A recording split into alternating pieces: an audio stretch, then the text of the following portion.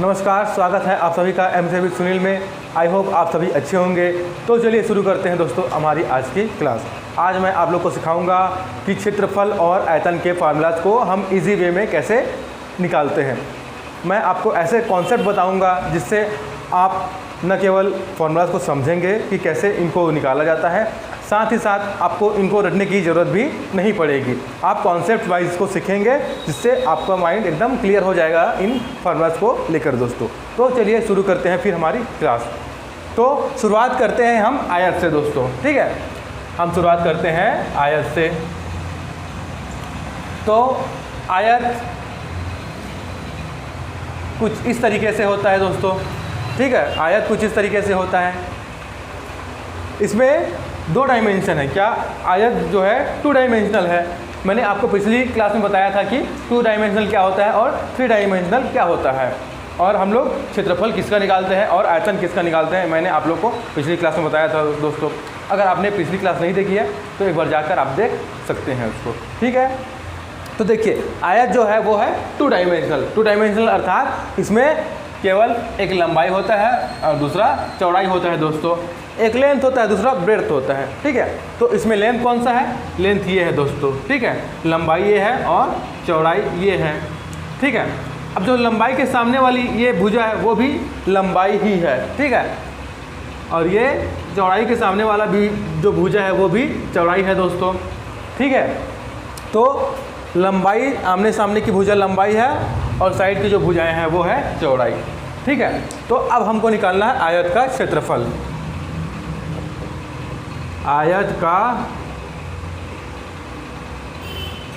क्षेत्रफल।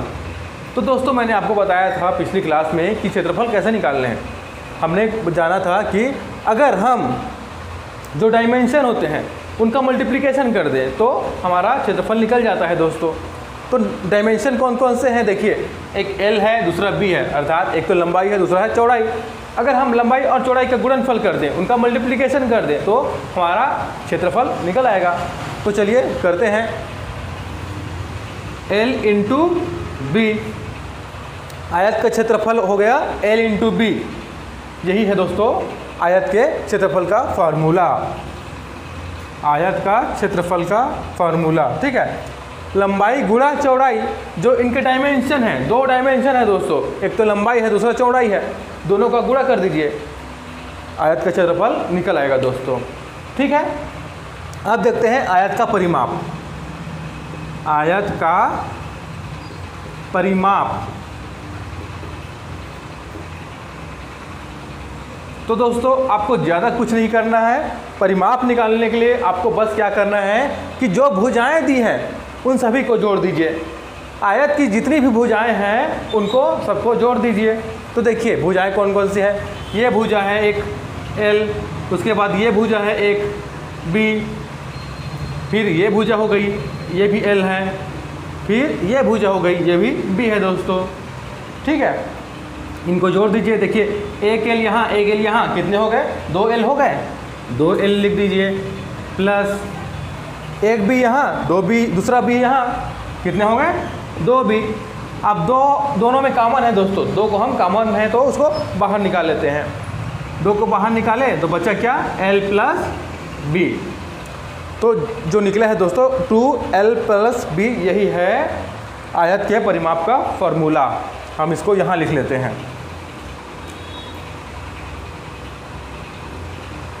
2L plus B, ठीक है। L प्लस B, ये क्या निकल गया?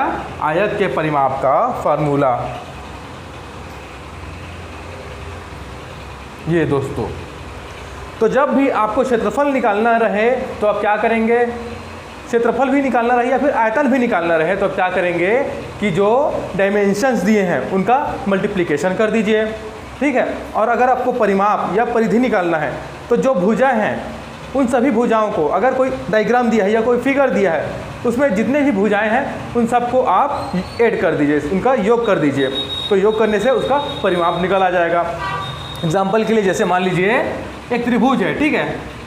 एक त्रिभुज है, इसमें 3 भुजाएं हैं। मान लीजिए ये एक भुजा है, दूसरी भुजा ये है, तीसरी भुजा ये है, A, B और C, ठीक है। तो हमको इसका परिमाप निकालने के लिए क्या करना है, सिंपली हमको इनको ऐड करने देना है। जो भुजा की लंबाई है, ये जो है भुजा की लंबाई है दोस्तों, ठीक है। तो a + b + c को जोड़ दीजिए, इससे हमारा त्रिभुज का परिमाप निकल आएगा, ठीक है। अगर हमको वर्ग का परिमाप निकालना है, वर्ग का परिमाप निकालना है, मान लीजिए ये a है, ये a है, ये a है, ये a है, तो क्या करेंगे, हम चारों जो जोड़ देंगे दोस्तों, क्योंकि परिमाप निकालना है। परिमाप निकालने के लिए हमको क्या करना पड़ता है, जो भुजाएं हैं समस्त भुजाओं के योग से हमको परिमाप ज्ञात हो जाता है। a + a 4a, देखिए 4a जो है ये वर्ग का परिमाप है दोस्तों। तो जितने भुजा दिए हैं उनको हमने क्या किया, उनको हमने जोड़ दिया, जोड़ने से हमको परिमाप निकल गया दोस्तों, ठीक है। तो इस तरीके से आपको परिमाप निकालना है समस्त भुजाओं का योग करके, ठीक है। देखिए अब आयत का निकल गया क्षेत्रफल, आयत का परिमाप दोस्तों, ठीक है। अब आयत के जैसे एक और डायग्राम होता है, एक और फिगर होता है, एक और फिगर होता है जिसको हम कहते हैं घनाभ। तो अगर हम दो आयत को जोड़ दें दोस्तों, अगर हम दो आयत को जोड़ दें आपस में, देखिए एक आयत ये हुआ, ठीक है, और दूसरा आयत ये हुआ, ठीक है, ये दूसरा आयत हो गया। अगर हम समान आकार के दो आयत को आपस में जोड़ दें तो बन जाता है दोस्तों एक घनाभ या क्यूबॉइड। क्या बन जाता है, एक घनाभ या एक क्यूबॉइड। देखिए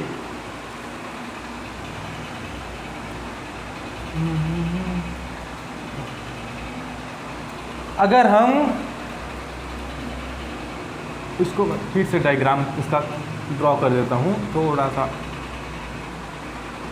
दिक्कत कर रहा है, इसको फिर से कर देता हूँ।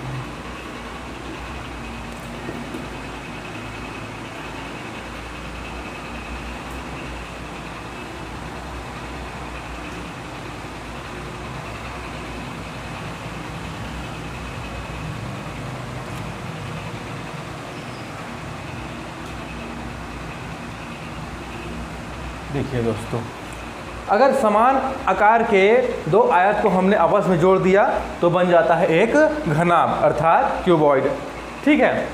अब जो क्यूबॉइड होता है दोस्तों वो 3 डायमेंशनल होता है। 3 डायमेंशनल अर्थात इसमें लंबाई भी होता है, इसको हम लंबाई मान लेते हैं, L से डिनोट कर देते हैं। इसमें चौड़ाई भी होता है, इसको B से डिनोट करते हैं, ठीक है, चौड़ाई को। और इसमें ऊंचाई भी होता है दोस्तों, इसमें क्या होता है, ऊंचाई, H for height, B for breadth and L for length, ठीक है। तो 3 डायमेंशनल हम किसको कहते हैं, जिसमें लंबाई, चौड़ाई और ऊंचाई तीनों हो, उसको हम 3 डायमेंशनल बोलते हैं। और जिसमें केवल लंबाई और चौड़ाई होता है उसको हम 2 डायमेंशनल बोलते हैं दोस्तों, ठीक है। तो देखिए घनाभ में क्या है, लंबाई भी है, चौड़ाई भी है और ऊंचाई भी है, तो ये एक 3 डायमेंशनल फिगर हो गया, ठीक है। और हम जानते हैं कि ऐसे फिगर जिनमें 3 डायमेंशन हैं उनका हम आयतन निकालते हैं, ठीक है, उनका हम आयतन निकालते हैं। तो देखिए घनाभ का आयतन क्या हो जाएगा दोस्तों, घनाभ का आयतन बराबर क्या हो जाएगा, हम क्या करते हैं, सिंपल हम जो डायमेंशंस दिए रहते हैं उनका मल्टीप्लिकेशन कर देते हैं। तो देखिए डायमेंशन कौन कौन से हैं, L, B और H हैं, है ना, L, B और H है, तो तीनों को हम गुणा कर देते हैं, उससे हमारा आयतन निकल आएगा L, B और H। तो देखिए घनाभ का आयतन का जो फार्मूला है वो तैयार हो गया दोस्तों, ठीक है। क्षेत्रफल भी निकालना है अगर किसी डायग्राम का, किसी फिगर का, वो 2 डायमेंशनल का निकलेगा, ठीक है। तो उसका हम क्या करेंगे, जो बीमा है या डायमेंशन है उसका मल्टीप्लिकेशन करेंगे। और अगर आयतन या वॉल्यूम निकालना है तो 3 डायमेंशनल का निकालेंगे, तो उसके लिए क्या करेंगे, हम जो डायमेंशंस है उनका मल्टीप्लिकेशन करेंगे दोस्तों, ठीक। अब घनाभ का आयतन तो निकल गया, ये आयतन का फार्मूला निकल गया। अब हमको निकालना है इसके, देखिए जो घनाभ होता है दोस्तों उसमें 6 सरफेस होते हैं, इसमें क्या होता है, 6 सरफेस होते हैं, ठीक है। देखिए पहला तो जो सामने दिख रहा है, देखिए ये वाला, ठीक है। अब ठीक इसी के आकार का, इसी के एरिया का इसके अपोजिट में है, पीछे है, जो नहीं दिख रहा है, ठीक है, इसके पीछे में है। आपने अशोक चक्र देखा होगा, अशोक चक्र में क्या होता है, उसमें 4 शेर होते हैं, बट हमको दिखाई 3 ही शेर देते हैं। क्यों? क्योंकि एक जो शेर होता है वो पीछे होता है, जो अगर हम इमेज देखें या फोटो देखें वो हमको नहीं दिखता है। तो ठीक उसी तरीके से इसमें नहीं दिख रहा है जो पीछे है दोस्तों, ठीक है। ये जो सामने दिख रहा है एक सरफेस, इसके अपोजिट डायरेक्शन में है एक सरफेस, जिसका जो एरिया है वो भी लगभग इसी के बराबर है दोस्तों, ठीक है। तो दो ये हो गया। अब देखिए ऊपर एक दिख रहा है, ऊपर जो दिख रहा है, ठीक है, उसके अपोजिट उसके नीचे भी सरफेस है। तो ऊपर और नीचे वाली जो सरफेस है वो बिल्कुल एक समान होते हैं, ठीक है। और देखिए इधर बगल में, बाजू में देखिए, और इधर भी देखिए, तो आजू बाजू के जो सरफेस होते हैं वो भी बिल्कुल एक जैसे होते हैं, इनका एरिया जो है बिल्कुल एक समान होता है, ठीक है। इस तरीके से एक घनाभ में टोटल 6 सरफेस होते हैं दोस्तों, ठीक है, ठीक है। एक एक ऊपर नीचे, एक एक आमने सामने, और एक एक आजू बाजू दोस्तों, ठीक है। तो एक एक करके ये दो और ये 2, इस तरीके से टोटल 6 सरफेस होते हैं, ठीक है। तो हमको क्या निकालना है? घनाभ का संपूर्ण पृष्ठ क्षेत्रफल, घनाभ का संपूर्ण पृष्ठ क्षेत्रफल निकालना है दोस्तों, संपूर्ण पृष्ठ क्षेत्रफल। इसके लिए क्या करना पड़ेगा हमको प्रत्येक सरफेस का इंडिविजुअली एरिया निकालना पड़ेगा, ठीक है। प्रत्येक सरफेस का व्यक्तिगत रूप से उसका क्षेत्रफल निकालना पड़ेगा। अर्थात चूंकि 6 सरफेस है तो हमको 6 एरियाज निकालने पड़ेंगे, 6 क्षेत्रफल निकालने पड़ेंगे प्रत्येक पृष्ठ के, प्रत्येक सरफेस के, ठीक है। तो देखिए अगर हम सामने की बात करें, जो सामने वाला सरफेस है, ठीक है, सामने वाला सरफेस का निकालते हैं। तो इसके लिए लंबाई ये हो गया। अब मैंने आपको बताया था कि जो घनाभ है, ये क्यूबॉइड है, वो आयत से बनता है, ठीक है। 2 आयत को जोड़ने से बनता है एक क्यूबॉइड, ठीक। तो इसका जो क्षेत्रफल है, प्रत्येक पृष्ठ का क्षेत्रफल निकालने के लिए फार्मूला क्या होगा? आयत का ही जो क्षेत्रफल निकालते हैं वही फार्मूला यूज़ होगा। क्यों? क्योंकि ये आयत को जोड़ने से ही बना है, आयत से ही बना है। तो देखिए अब पहले जो सामने है उस सरफेस का हम लोग क्षेत्रफल निकालते हैं दोस्तों, पहले सरफेस का, ठीक है। इसके लिए लंबाई हो गई L, और इसके लिए चौड़ाई क्या हो जाएगी? जो हाइट है, ये जो खड़ी भुजाएं हैं दोस्तों वो सभी हाइट है, ठीक है। जो खड़ी भुजाएं दिख रहे हैं जैसे यहाँ पर है, ये हाइट है दोस्तों, H है ना, हाइट है। तो इस सरफेस के लिए सामने जो सरफेस दिख रहा है इसके लिए लंबाई L हो गई, चौड़ाई हो गई H, ठीक है, चौड़ाई हो गई H। तो क्षेत्रफल क्या हो जाएगा? L into H, L into H, क्योंकि लंबाई गुणा चौड़ाई होता है आयत का क्षेत्रफल का फॉर्मूला। तो ये क्या हो गया? लंबाई गुणा चौड़ाई। जो हाइट है इस सरफेस के लिए, जो सामने वाला सरफेस है उसके लिए ये हाइट जो है चौड़ाई हो गया, ठीक है। हम L इंटू H को LH भी लिख सकते हैं दोस्तों, LH भी लिख सकते हैं, ठीक है, LH भी लिख सकते हैं इस तरीके से। अब मैंने आपको चूंकि बताया कि जो आयत है सामने, ये सॉरी जो सरफेस है सामने, ठीक उसी तरीके का सरफेस इसके अपोजिट डायरेक्शन में है, उसके पीछे है, ठीक है। तो जब इसका क्षेत्रफल LH है तो इसके जो पीछे है जो सरफेस, उसका भी एरिया भी तो या क्षेत्रफल भी तो LH ही होगा।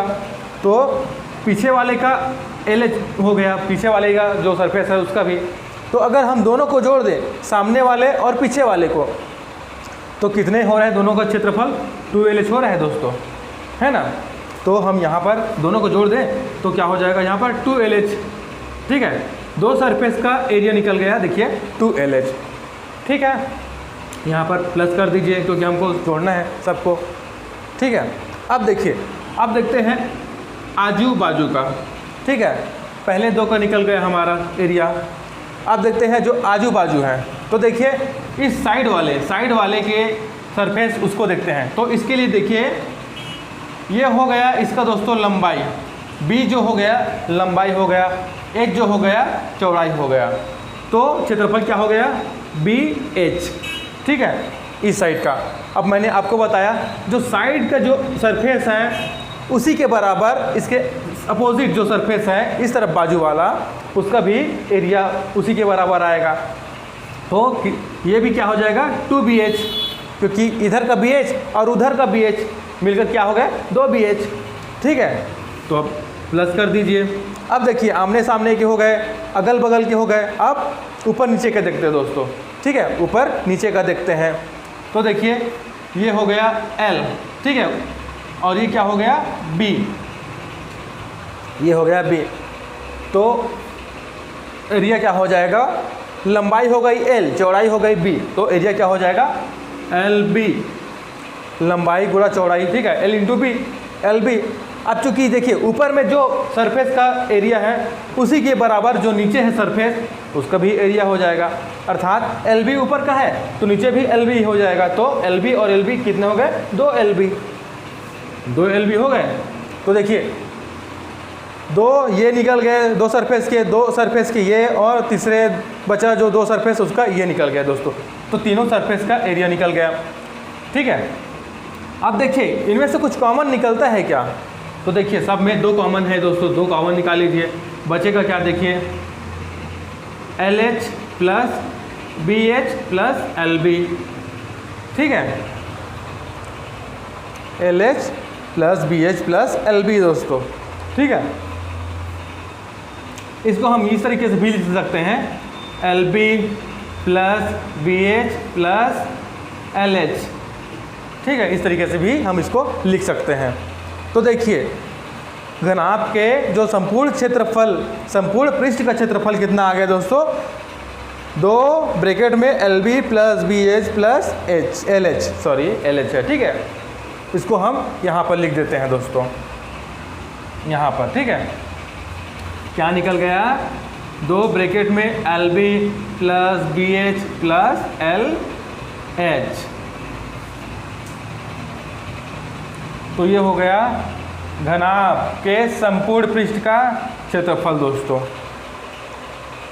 ठीक है, तो देखिए अभी हमने देखा पहले आयत का क्षेत्रफल और परिमाप कैसे निकालना है, उसके बाद घनाभ का आयतन और संपूर्ण पृष्ठ क्षेत्रफल कैसे निकालना है। आई होप आपको ये समझ में आया होगा दोस्तों। दोस्तों हमारा अगला फिगर है वर्ग। तो वर्ग का डायग्राम या फिगर बोलते हैं कुछ इस तरीके से होता है दोस्तों। इसको मैं और बड़ा बना देता हूँ।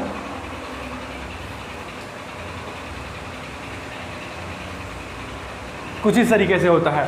वर्ग में जो है चारों भुजाएं बराबर होती है दोस्तों। अगर हम इस भुजा को A माने तो ये भी A होगा, ये भी A होगा और ये भी A होगा। ठीक है, अगर हमने इसको A मान लिया तो चारों भुजाएं A होंगी। क्यों? क्योंकि चारों भुजाएं वर्ग में बराबर होती हैं, एक समान की लंबाई की होती है। ठीक है, अगर हम इसको B मानने होते तो चारों को हमको B लेना पड़ता। ठीक है, अब इसका फार्मूला देखते हैं, वर्ग का क्षेत्रफल। वर्ग का क्षेत्रफल। अब क्षेत्रफल क्यों निकाल रहे हैं, क्योंकि जो वर्ग है वो भी 2 डायमेंशनल है, इसमें भी 2 डायमेंशनल है। ये इसका लंबाई हो गया, दूसरा इसका चौड़ाई हो गया दोस्तों। ठीक है, ये भी लंबाई हो गया और ये चौड़ाई हो गया। ठीक है, इसलिए ये 2 डायमेंशनल है और इसीलिए हम इसका क्षेत्रफल निकालेंगे। हम इसको लंबाई मान लेते हैं इधर को और इधर को चौड़ाई मान लेते हैं। तो आयत में हमने क्या देखा था, लंबाई गुणा चौड़ाई देखा था ना, उसका फार्मूला आयत का क्षेत्रफल। तो इसका भी अगर हम L इंटू B कर लें तो देखिए क्या हो गया, L क्या है A और B क्या है, वो भी A है दोस्तों, है ना। तो निकल क्या गया, देखिए A²। क्या निकल गया, वर्ग का क्षेत्रफल का फार्मूला A²। ठीक है, हमारा लंबाई भी A है, चौड़ाई भी A है, तो A इंटू A करने से क्या हुआ, A²। तो वर्ग का क्षेत्रफल का फार्मूला क्या निकल गया दोस्तों, A²। हमने लंबाई और चौड़ाई का इसमें भी गुणा कर दिया। ठीक है, इसमें भी हमने क्या किया, गुणा कर दिया। तो क्या निकल गया, A² निकल गया दोस्तों। क्या है A², वर्ग का क्षेत्रफल। ठीक है, वर्ग का क्षेत्रफल क्या है, ए स्क्वायर। अब देखते हैं वर्ग का परिमाप। वर्ग का परिमाप, तो देखिए हमने क्या किया पहले, हम करते क्या हैं, जितनी भी भुजाएं हैं उनका योग कर देते हैं परिमाप निकालने के लिए। तो आकृति की समस्त भुजाओं का योग जो होता है वो होता है परिमाप। तो इसमें भुजाएं कौन कौन सी है, देखिए पहले ए है, फिर ए है, फिर ए है और फिर ए है दोस्तों, देखिए है ना, 4 ए है, चारों को जोड़ दीजिए, क्या आ जाएगा 4a। तो वर्ग का परिमाप क्या हो गया, 4a। हमने चारों भुजाओं को जोड़ दिया दोस्तों, तो वर्ग का परिमाप आ गया 4a। ठीक है, परिमाप निकालने के लिए आपको क्या करना है, भुजाओं को जोड़ना है। सब जितने भी भुजा हैं उन सब को जोड़ दीजिए तो आपका आ जाएगा परिमाप। ठीक है, परिमाप आ जाएगा। भुजा है तो भुजा को जोड़िए, अगर दूरी है तो दूरी को जोड़िए, उससे आपका परिमाप निकल आएगा दोस्तों। ठीक है, अब देखिए ये तो वर्ग का हो गया। अब मैं कहता हूँ अगर हमने 2 वर्ग को जोड़ दिया तो एक और फिगर बनता है। 2 वर्गों को जोड़ दिया तो हम एक और नया फिगर पाते हैं, वो होता है दोस्तों घन। वो क्या कहलाता है, ये कहलाता है दोस्तों घन, घन या क्यूब, या क्यूब। ठीक है, हमने अगर 2 स्क्वायर या वर्गों को जोड़ दिया तो बन जाता है एक घन।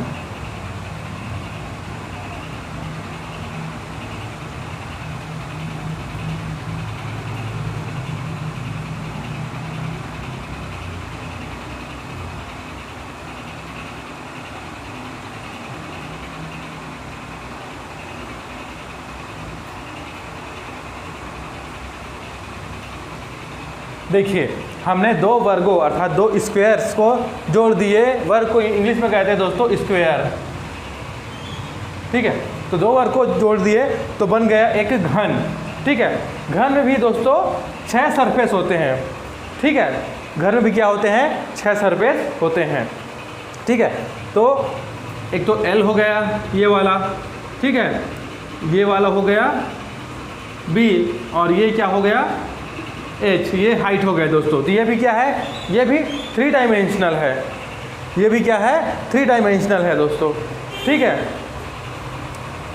तो अब हमको निकालना है घन का आयतन। चूँकि ये 3 डायमेंशनल है तो हमको इसका आयतन निकालना पड़ेगा। तो घन का आयतन क्या हो जाएगा, देखिए चूँकि देखिए जो घन है वो वर्ग से बना है, और वर्ग में क्या होता है, चारों भुजाएं बराबर होती हैं दोस्तों, है ना। तो घन की भी सभी भुजाएं बराबर होंगी, इसलिए ये जो L है, ये अगर A है तो ये भी A हो जाएगा, और ये H जो है ये भी A हो जाएगा दोस्तों। अर्थात लंबाई भी A हो गई, चौड़ाई भी A हो गई और ऊंचाई भी A हो गई दोस्तों, है ना। क्योंकि जब वर्ग की सभी भुजाएं बराबर हो रही है तो चूँकि घन भी तो वर्ग से बना है ना, इसलिए घन की भी सभी भुजाएं क्या हो जाएंगी, बराबर हो जाएंगी। तो घन का आयतन क्या हो जाएगा, देखिए A इंटू A अर्थात A की घात 3 या A क्यूब। तो घन का आयतन कितना निकल गया दोस्तों, A क्यूब। घन का आयतन कितना निकल गया, A क्यूब। इसको मैं यहाँ लिख लेता हूँ, घन का आयतन कितना निकल गया, A क्यूब दोस्तों। हमने क्या किया, लंबाई चौड़ाई और ऊंचाई का गुणा कर दिए, और चूंकि इसमें सभी भुजाएं बराबर है इसलिए लंबाई भी A है, चौड़ाई भी A है और ऊंचाई भी A है। तो उनका गुणा करने पर क्या आ गया, A क्यूब अर्थात A की घात 3। अगर आपको घन का आयतन निकालना है तो इस फार्मूले का यूज़ करेंगे दोस्तों। और ये फार्मूला कैसे निकला अभी आपने देखा। ठीक है, अब हम देखते हैं घन का संपूर्ण पृष्ठ का क्षेत्रफल। घन का संपूर्ण पृष्ठ का क्षेत्रफल,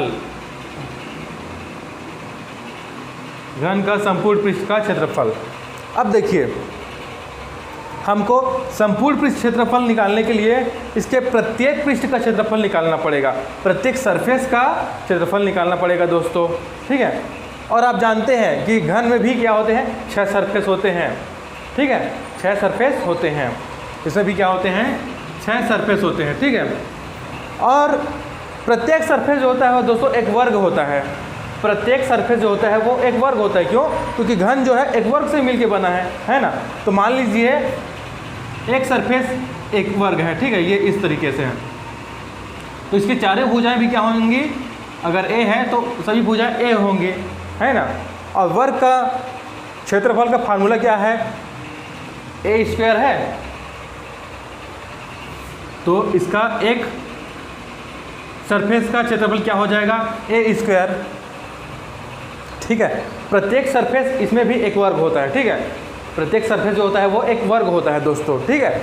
तो जब एक वर्ग का क्षेत्रफल ए स्क्वायर है तो टोटल कितने सरफेस है, एक सरफेस का क्षेत्रफल है ए स्क्वायर, तो टोटल है 6 सरफेस दोस्तों। तो टोटल कितने सरफेस है, 6 सरफेस हैं, आमने सामने अगल बगल ऊपर नीचे 6 सरफेस हैं इस घन में। तो 6 सरफेस का एरिया कितना हो जाएगा, 6a स्क्वायर हो जाएगा दोस्तों, ठीक है। तो घन का संपूर्ण पृष्ठ का क्षेत्रफल क्या हो जाएगा, 6a स्क्वायर, क्योंकि घन में 6 सरफेस होते हैं इसलिए 6, और एक सरफेस का एरिया होता है दोस्तों a स्क्वायर, इसलिए घन का संपूर्ण पृष्ठ का क्षेत्रफल हो गया 6a स्क्वायर, ठीक है। तो ये हो गया घन के संपूर्ण पृष्ठ का क्षेत्रफल दोस्तों, ठीक है। अब चलिए बढ़ते हैं अगले फिगर पर। तो दोस्तों हमारा अगला फिगर है वृत्त, वृत्त अर्थात सर्कल, ठीक है। तो सर्कल दोस्तों कुछ इस तरीके से होता है, ठीक है। सर्कल क्या होता है, कुछ इस तरीके से होता है।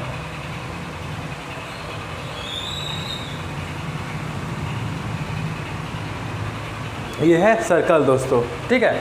सर्कल में एक सेंटर होता है, ठीक है, एक सेंटर होता है। तो हमको इसका निकालना है वृत्त का क्षेत्रफल, वृत्त का क्षेत्रफल, ठीक है। तो मैं आपको इसमें से कुछ चीज़ें बताता हूँ। जैसे मान लीजिए ये एक सर्कल है दोस्तों, ठीक है। सर्कल में एक सेंटर होता है, सेंटर से इसके परिधि को जो चारों ओर ऐसे घुमा है दोस्तों, इसको परिधि कहा जाता है, ठीक है। इसको क्या कहा जाता है, परिधि। ये जो है ना इसके चारों ओर, जिससे ये एरिया क्या है, घिरा हुआ है, उसको क्या कहा जाता है, परिधि कहा जाता है, ठीक है। तो अगर हम यहाँ से इस पॉइंट से, मान लीजिए ये पॉइंट ए है, यहाँ से चलना प्रारंभ करते हैं इस तरफ से ऐसे घूमते हुए, परिधि के चारों ओर घूमते हुए आते हैं यहाँ पर पुनः प्रारंभिक बिंदु ए पर। तो हम कितना डिस्टेंस कवर करते हैं दोस्तों, तो 360 डिग्री का डिस्टेंस हम कवर करते हैं। क्यों? क्योंकि एक जो सर्कल होता है, एक पूर्ण सर्कल 360 डिग्री का एंगल क्रिएट करता है दोस्तों, ठीक है, 360 डिग्री का एंगल क्रिएट करता है, ठीक है। अगर देखिए अब टोटल क्या हो रहा है, ये हो गई ये त्रिज्या, और इधर आगे बढ़ा दिए आधी त्रिज्या, ये हो गई, ठीक है। ये सेंटर है तो ये r हो गया और ये r हो गया, ये भी त्रिज्या है और ये भी त्रिज्या है। अगर दोनों को मिला दें तो एक व्यास बन जाता है दोस्तों। अगर यहाँ से यहाँ तक बात करें तो ये हो जाता है एक व्यास, वृत्त का व्यास, ठीक है। और ये बीच से काट दे तो हो जाती है वो त्रिज्या, ठीक है। जब टोटल यहाँ पर से यहाँ घूम के आने पर 360 डिग्री बना रही है, तो यहाँ तक कितना बनाएगी दोस्तों, तो यहाँ तक बनाएगी 180 डिग्री, 180 डिग्री, ठीक है। जो सरल रेखा होती है, एक प्रकार से ये सरल रेखा हो गई, देखिए ये सरल रेखा हो गई। तो जो सरल रेखा होती है दोस्तों वो 180 डिग्री का एंगल बनाती है। तो यहाँ पर कितना डिग्री बन गया, 180 डिग्री, ठीक है। और अगर यहाँ से पूरा यहाँ आ जाएगा तो फिर यहाँ पर 180 डिग्री बन जाएगा। तो टोटल कितना डिग्री बन जाएगा दोस्तों, टोटल 360 डिग्री, ठीक है। टोटल बन जाएगा 360 डिग्री। और हम 180 अंश को लिखते हैं दोस्तों पाई, 180 अंश को पाई भी लिखते हैं, ठीक है। 180 अंश को पाई भी लिखते हैं। ठीक,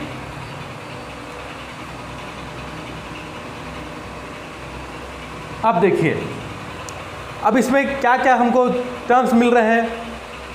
देखिए वृत्त का क्षेत्रफल निकालना है हमको, वृत्त का क्षेत्रफल निकालना है।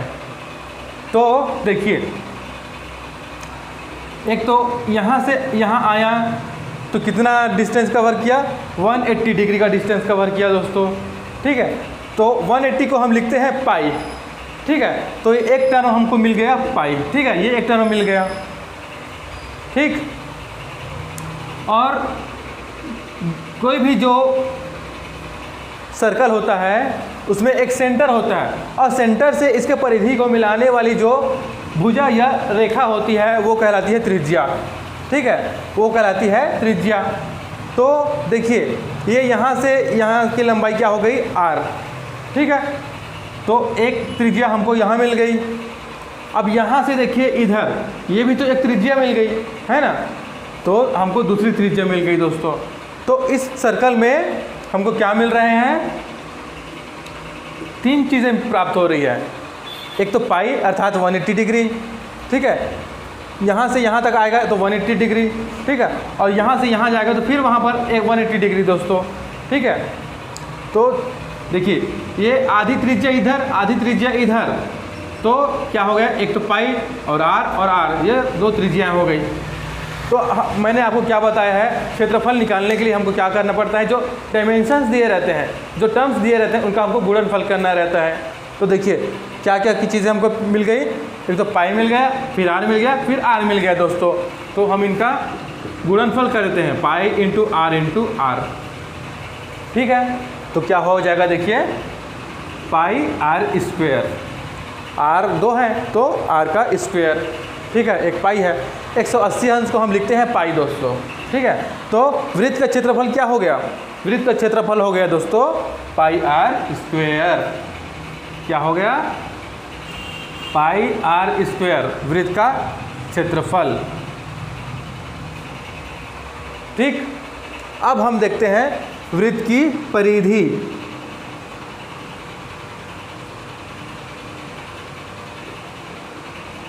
कि वृत्त की परिधि का फॉर्मूला क्या होगा। ये वृत्त का क्षेत्रफल का फॉर्मूला निकल आया दोस्तों पाई r स्क्वायर। कैसे निकाले अभी आपने देखा। ठीक है, अब देखते हैं वृत्त की परिधि। तो देखिए वृत्त की परिधि क्या है, ये जो गोल एरिया है, ये बाउंड्री है, ये जो बाउंड्री है यही है दोस्तों परिधि। तो परिधि का मान क्या होगा, चलिए देखते हैं। ठीक, अब देखिए अगर यहाँ से यहाँ तक आए तो कितना डिग्री का एंगल क्रिएट कर रहा है या कितना डिस्टेंस कवर कर रहा है, तो 180 डिग्री दोस्तों, 180 डिग्री अर्थात पाई। ठीक, पाई डिस्टेंस कवर कर रहा है। अब ये जो डिस्टेंस कवर कर रहा है किसके रेस्पेक्ट में, किसके सापेक्ष में कर रहा है, तो इस यहाँ इसको ये डिस्टेंस जो कवर करता है दोस्तों इतना, तो किसके सापेक्ष करता है, तो ये जो त्रिज्या है दोस्तों इसके सापेक्ष कर रहा है। ठीक है, इसी त्रिज्या के सापेक्ष अगर ये यहाँ से चलना प्रारंभ किया तो इस तरीके से घूमते हुए इस तरीके से यहाँ तक आएगा, है ना, यहाँ तक इस तरीके से आएगा। तो क्या क्या डिस्टेंस कवर किया है या फिर क्या क्या इसमें टर्म्स का यूज़ हो गया है। देखिए एक तो पाई 180 डिग्री का डिस्टेंस कवर किया है।